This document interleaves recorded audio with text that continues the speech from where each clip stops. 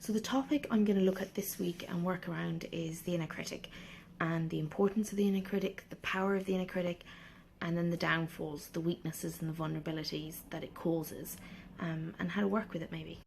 So to start, the inner critic is probably one of the most basic mechanisms of protection. And when I say it's basic, it's probably the very first mechanism we develop using external voices.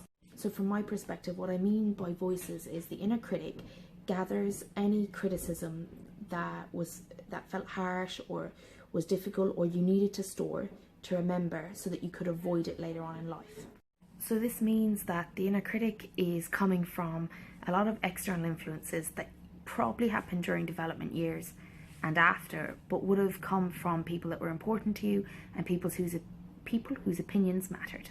And that's one of the first things to remember, is that when the inner critic speaks to you or you're dealing with all that internal criticism, it is coming from the place of you that wants important people to approve of you and the desire to protect yourself and feel safe.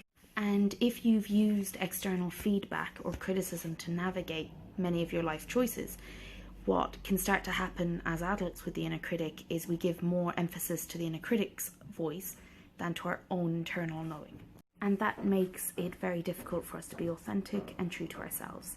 So have a ponder on that and send me any messages if you have any questions or thoughts. Thanks.